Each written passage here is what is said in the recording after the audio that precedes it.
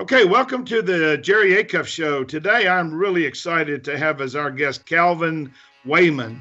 And Calvin is a very unusual and highly successful person that you're going to want to hear from.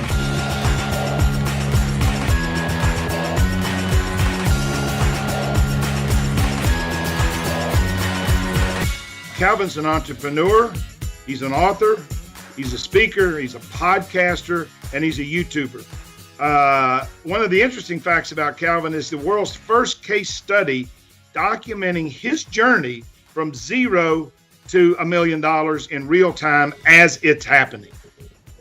He went from being $53,000 in debt to financial freedom. He's gone from being overweight to losing 52 pounds. He's been on the Dave Ramsey Show. He hosts his own podcast called Curious with Calvin. He has a YouTube show that inspires others to live beyond fear and share their gifts with the world. He's the founder and CEO of Cobb's Media. He's a husband and father of two, and we are excited to have him on the Jerry Acuff Show. Welcome, Calvin. Well, thank you so much for that intro. But I think one thing that I think is important to know, especially for people listening to this, people maybe are listening to this podcast to gain something or learn how to do something. I think it's important to know I'm just a regular dude. You know, I was like 3 years ago, I was just still sitting in a cubicle, listening to podcasts or watching YouTube videos and like kind of dreaming up the life that I want. And so there's no separation there. So that's the first thing I would say about me. And then, just somebody that is continuing to stretch my own belief of what I believe is possible, because I know that's where it all starts, is believing it.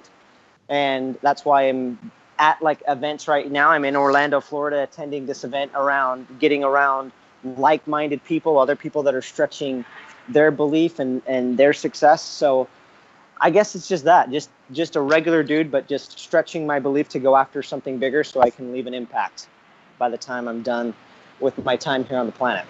So that's me. Well, you used to be a regular dude. The truth is, though, but all kidding aside, and I think this is so important because I tell my children every night before they go to bed, there's greatness in you, because I think there's greatness in everybody. 100% agree. But you've been featured in Entrepreneur Magazine, Social Media Examiner, the Huffington Post. You were named one of the top 30 entrepreneurs under the age of 30 by influencehive.com.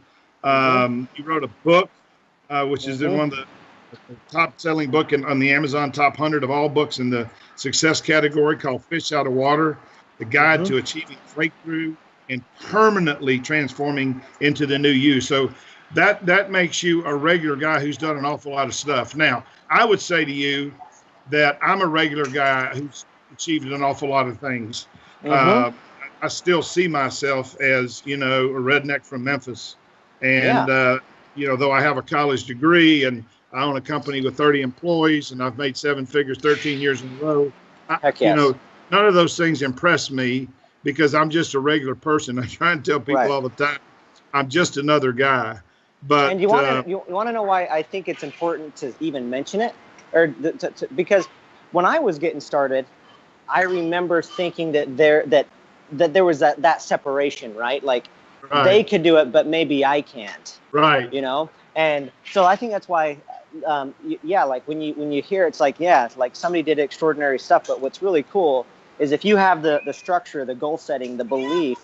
I think what I am just passionate about is like just how you tell your kids there's greatness in them. I believe that so wholeheartedly, and I don't want anybody else to say, well, easy for him to say, he could do that, but I can. But like you said, like a redneck from Memphis, you can do it like somebody else can too.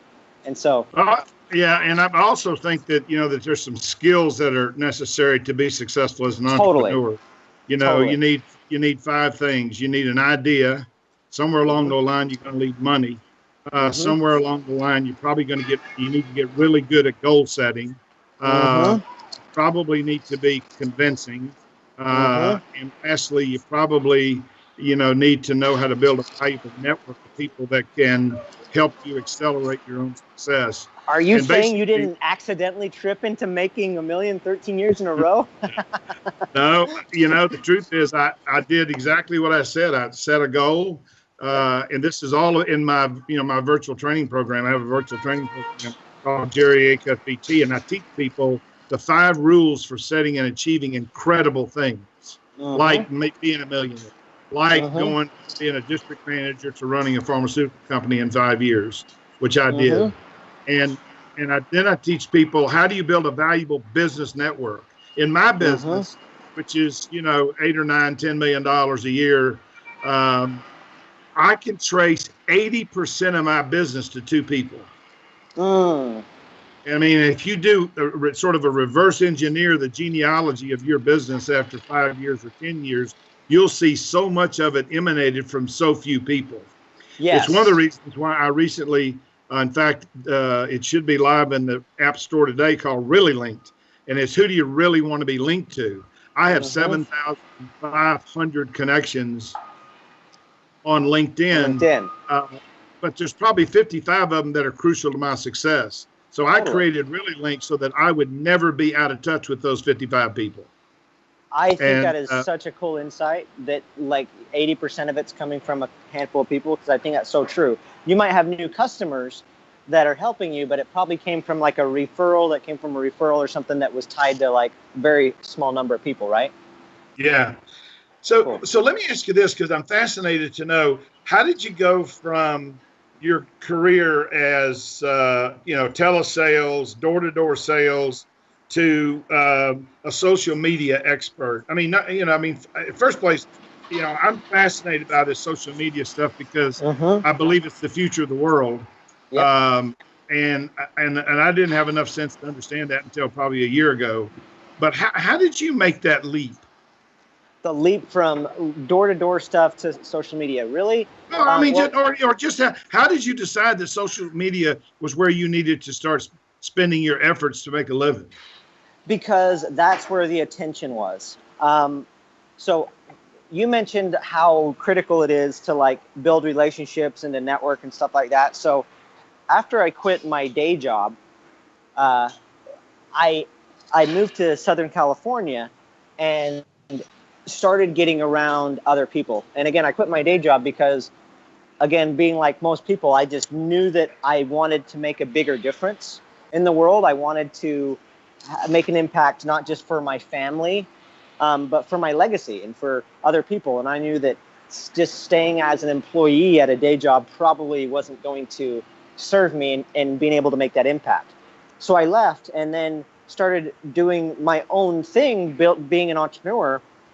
But being around people and following other people that were making a difference and an impact, it'd be really, really hard to miss that social media was a big, important thing, because it was how a lot of people were making a living.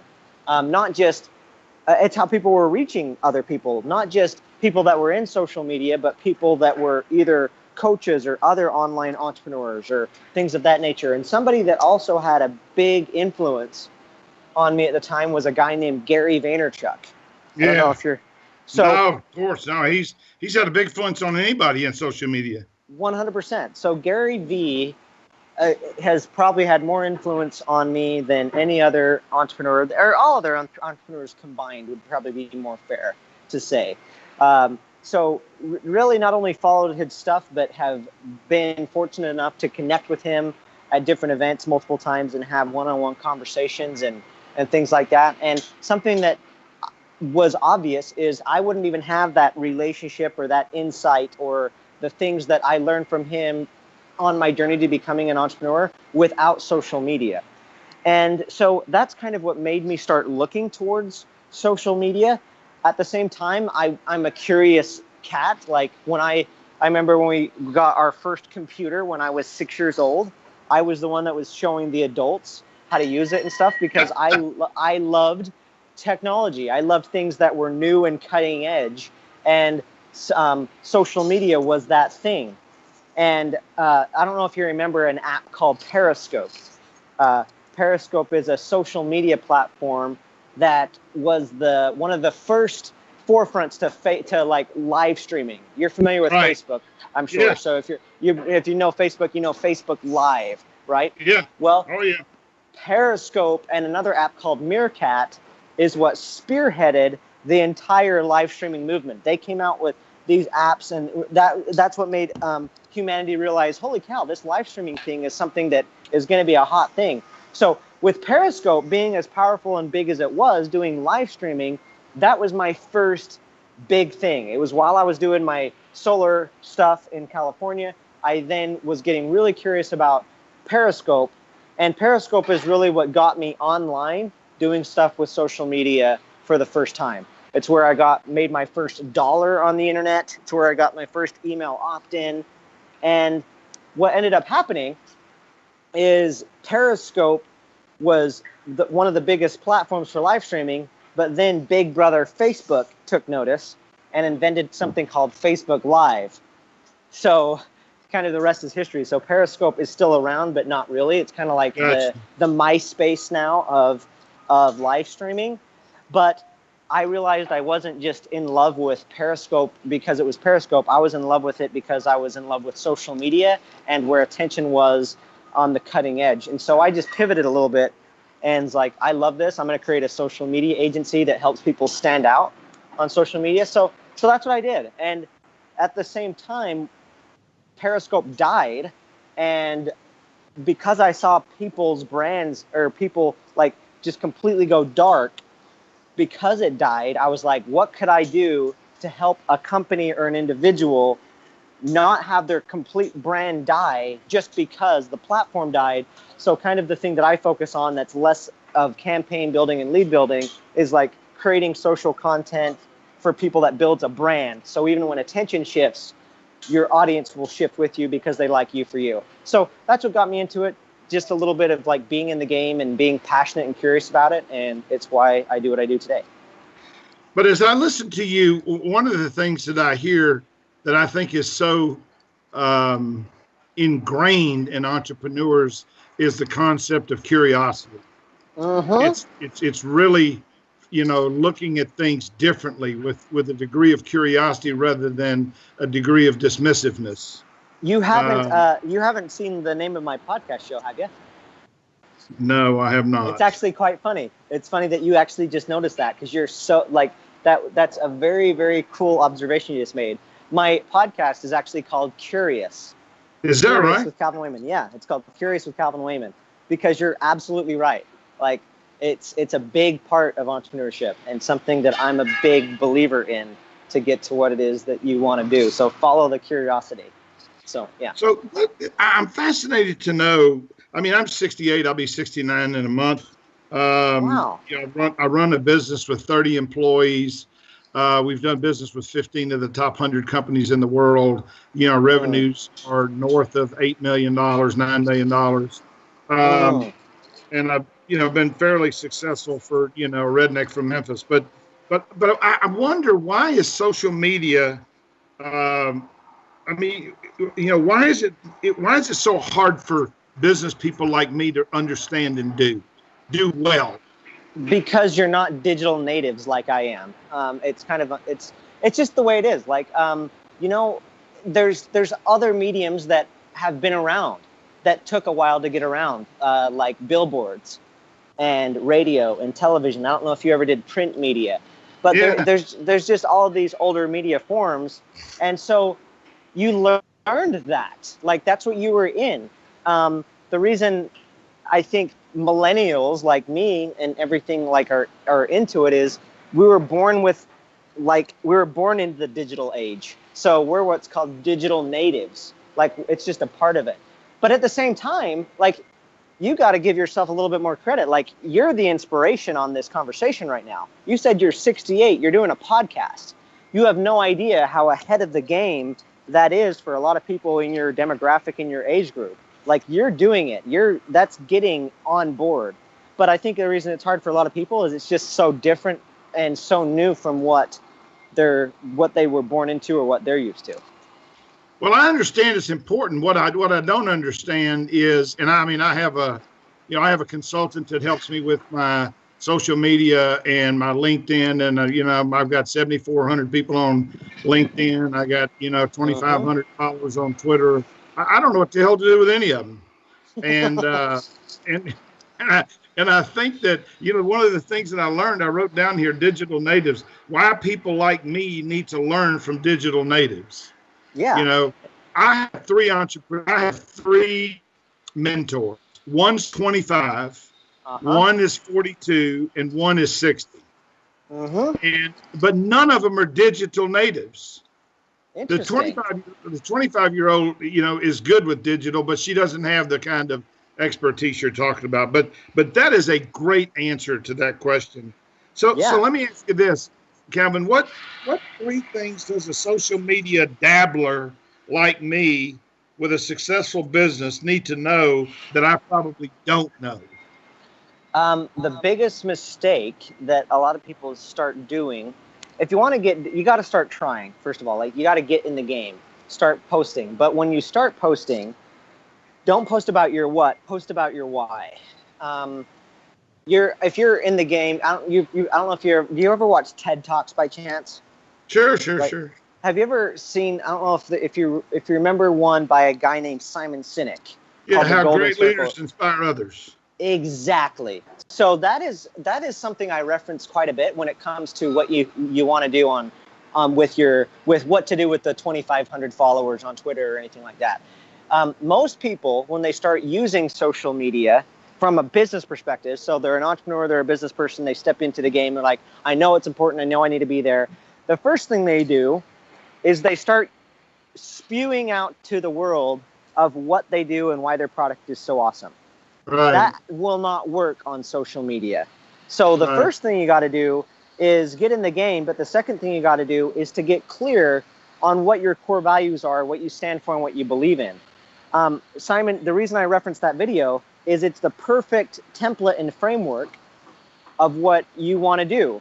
In that video, Simon Sinek uses Apple as an example and says if Apple was like everybody else, then a marketing message or a social media post would sound like this: we build the best computers, you should buy one. And would that inspire people? Nah, not really. So what does inspire people? What does get people to take action? What brings a tribe together? And what brings a tribe together is a common set of core values and beliefs. Like, even if you take this to the real physical world, usually when I say the word beliefs, where do you see beliefs being housed? The place people can think conceptually of beliefs being housed is in a church or a religious thing. And that's actually a really great example for social media, because what brings a group of people together from one church versus another church, or one congregation for another congregation, or one political rally versus another political rally, is not that the pews in one church are softer than another. It's not that the building is made more in a nice way. It's not how it looks. What brings those people together? Their common set of core values and beliefs. So what people have to realize when they're building a social media audience and growing is you're creating your own congregation, your own core values and beliefs. So referencing back to the Simon Sinek video, instead of Apple saying we build the best computers, they create content that says, in everything we do, we believe in challenging the status quo, or we believe in thinking differently.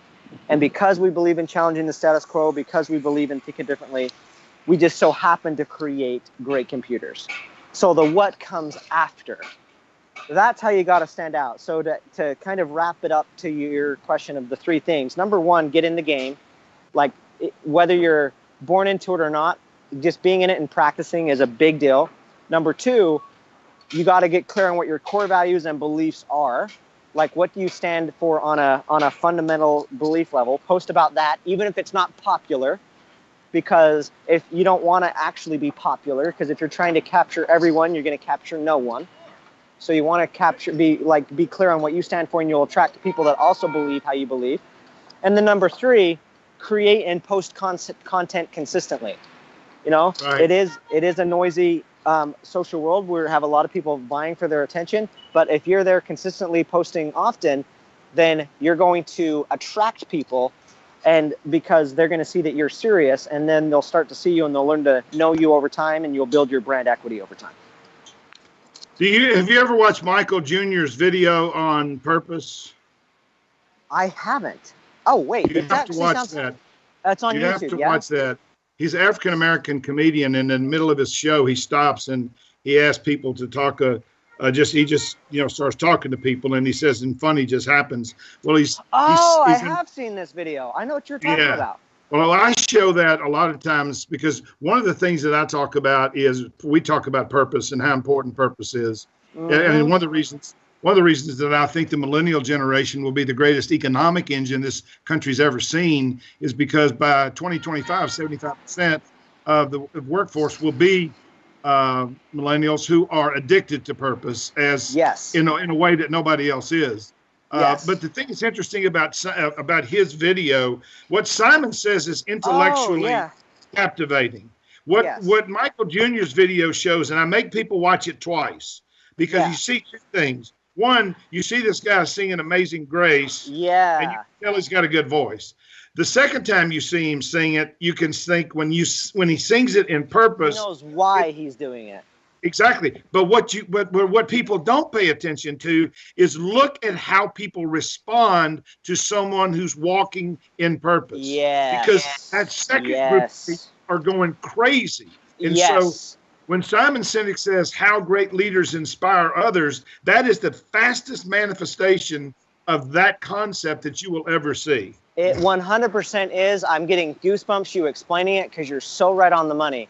Because Simon Sinek mostly has the focus on like the individual, but what that video manifests is when you're walking in your purpose, you're doing what you know. Not only are you better, but other people freaking sense it. They know it. They're like, I want to follow this guy. I want to cheer this guy on. I want to he's got something. I want whatever he's got. I'm gonna go crazy over it and make it happen and be a part of it. So that's a great example.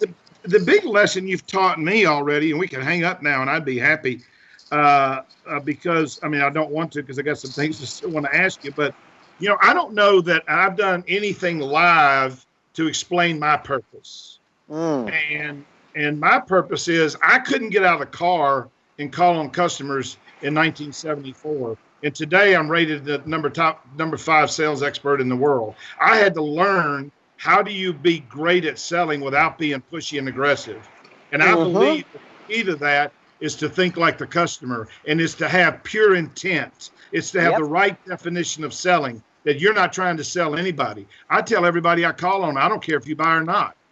What I do care is that I'm good at identifying whether there's a fit between my product and what you're doing. And if there's a fit, you'll buy. I won't need to sell you anything. 100%. And I have not done anything live on Facebook Live or LinkedIn or anything that I should.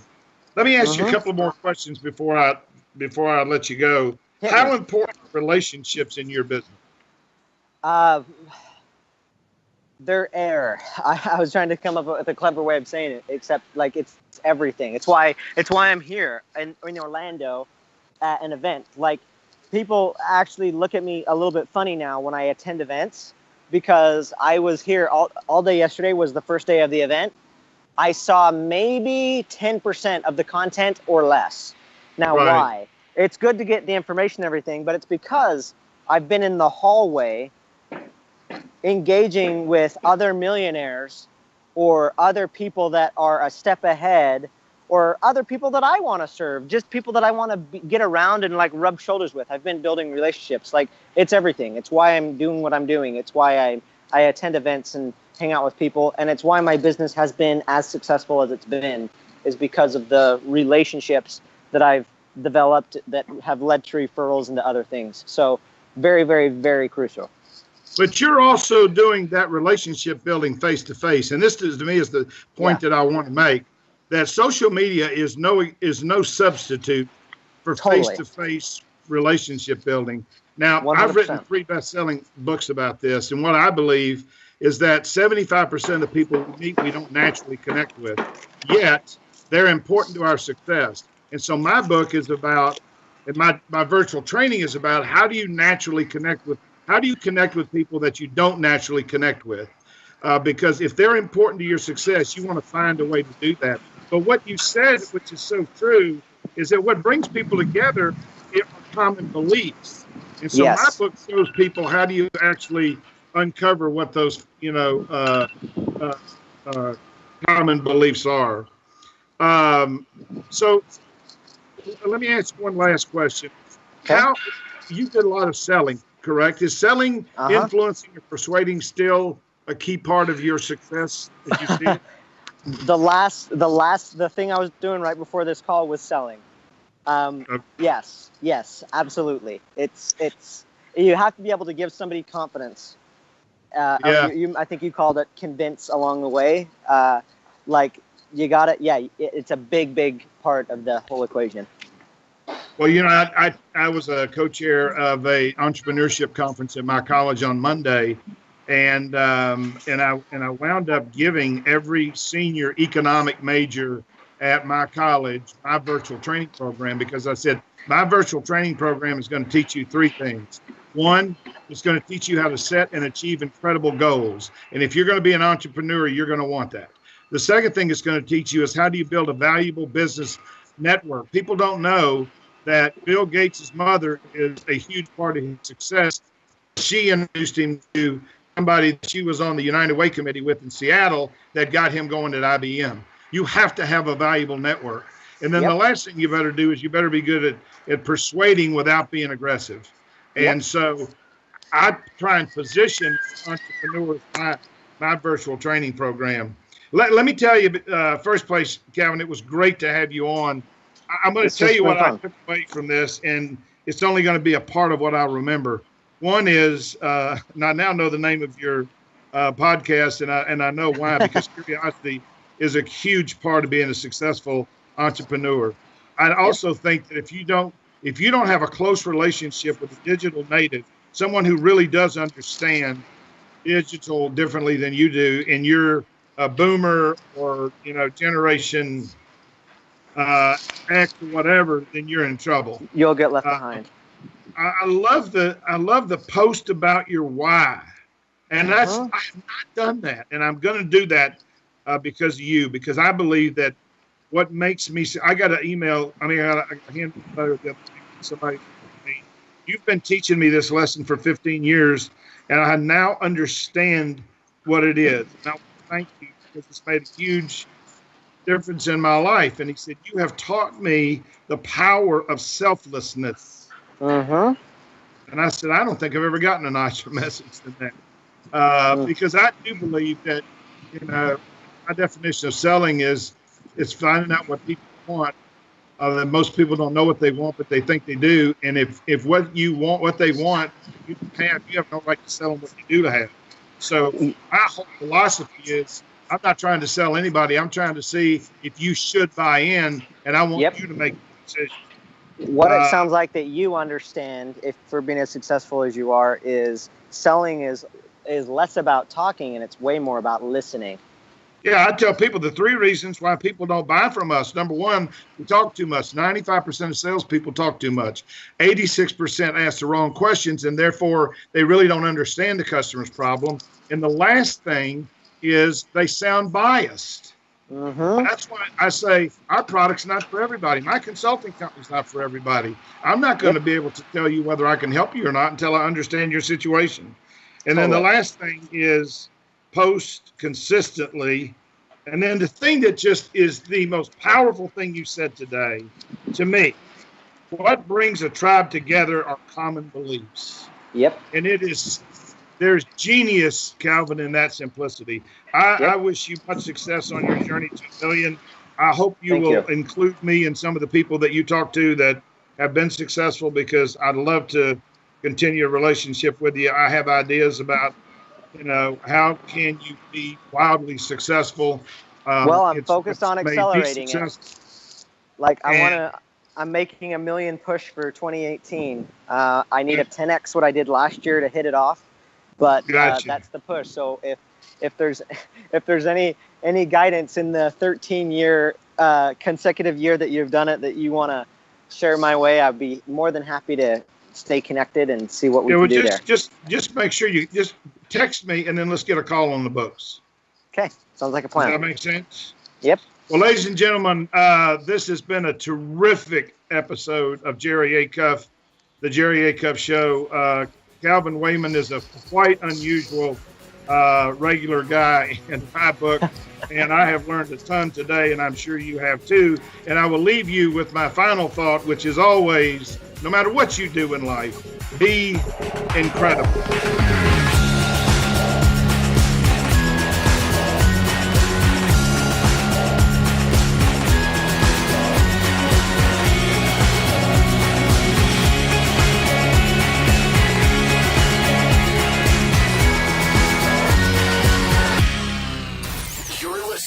RNCN, the digital destination for premium talk radio.